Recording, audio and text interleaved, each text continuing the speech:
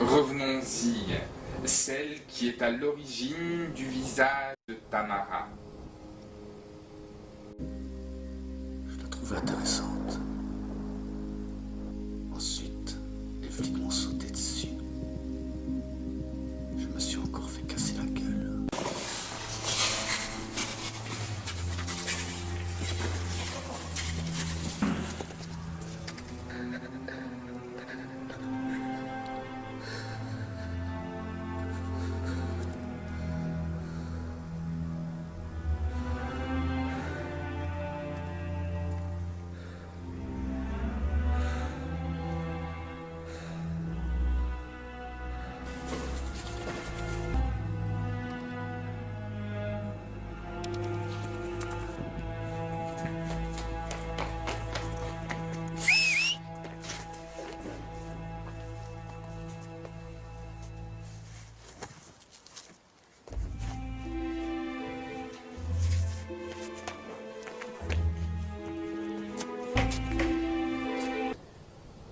Tamara mène une existence parallèle. Et je sais qu'elle n'est pas moi. Ce n'est pas un dédoublement de personnalité, docteur. C'est autre chose. Pour ce qui est du visage, vous avez raison. Elle l'emprunte. C'est une entité dans ta tête qui emprunte ce visage.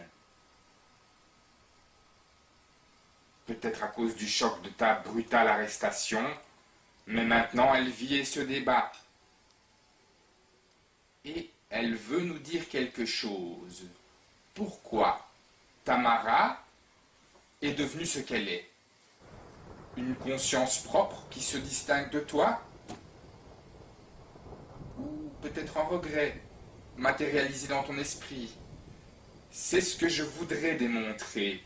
La prison de Tamara. Elle est tellement différente de moi, pas vrai, docteur? Ce n'est pas la même personne. Elle est enfermée dans ma tête. C'est le monde dans lequel elle évolue. Je peux t'aider à entrer en communication avec elle.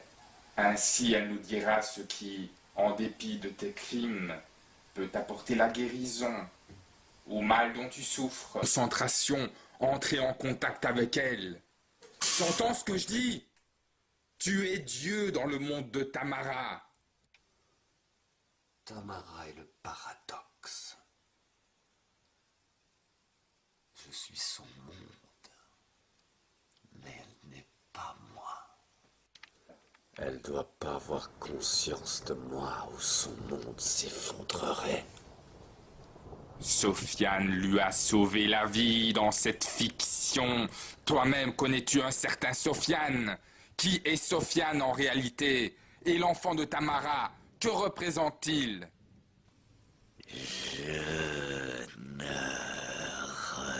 regrette rien.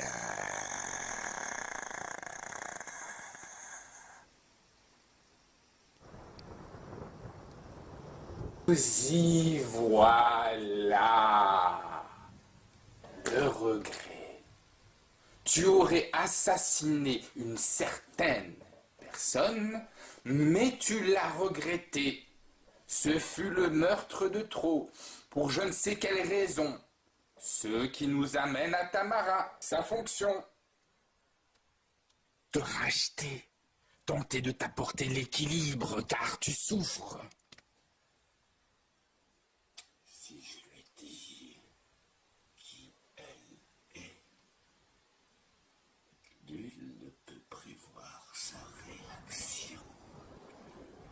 Elle doit le découvrir par elle-même. C'est nécessaire. Tu es souffrant. Ton esprit a créé Tamara pour t'aider. Elle le comprendra. Elle peut dialoguer avec toi. Tu n'es pas juste spectateur. Qu'elle soit une entité. Qu'elle soit une entité. Ou simplement un ange enfermé dans ma tête. Tamara n'est pas ma création.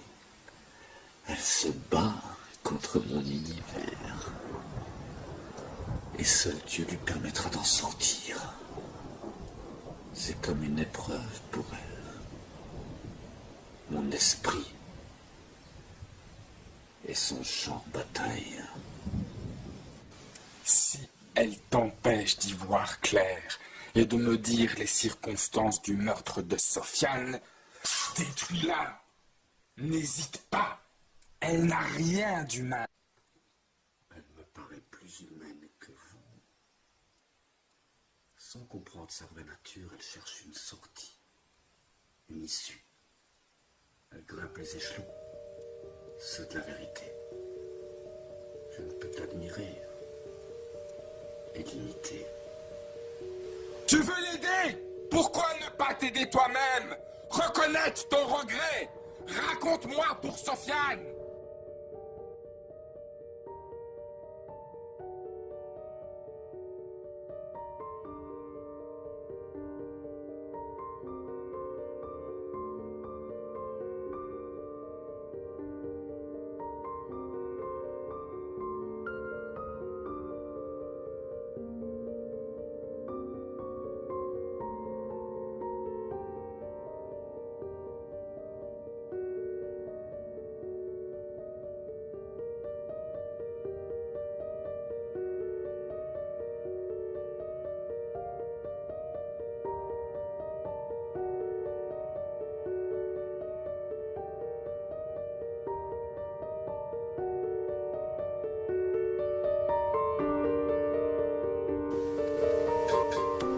Tu l'as tué! Elle ignore que son Sofiane n'est qu'un reflet imaginaire du mien. Elle ignore qu'elle n'attendait pas d'enfant appelé Raphaël. Tout ceci est mon invention. Mais cela n'empêche pas l'amour. L'amour d'une mère.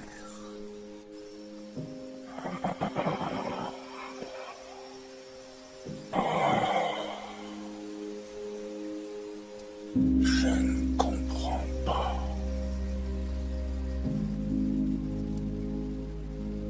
Je ne peux pas lui parler. Ce serait la détruire.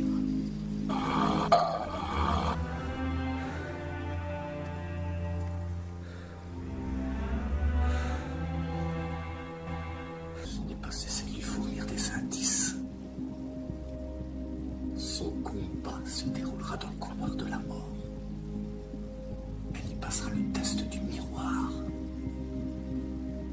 Elle saura qui elle est, quelle est la véritable histoire de Sofiane. Cet immeuble représente le mausolée de mes tortures mentales. Tamara s'apprête à jouer dans la pièce que mon subconscient a créée pour elle. Elle s'apprête à rencontrer tous les personnages. Elle ne tardera pas à découvrir qui est le vrai Sofiane. À découvrir ma vraie histoire. Qui elle est. Comment je l'ai tuée. Je fais en sorte de créer cet enfant pour être sûr de la contrôler. Mais je peux tout contrôler sauf elle. Elle devine, esquive, se cache. Elle n'est plus du tout sous mon contrôle. Comme un insecte enfermé dans ma tête. J'aimerais que ça s'arrête. J'aimerais lui rendre sa liberté.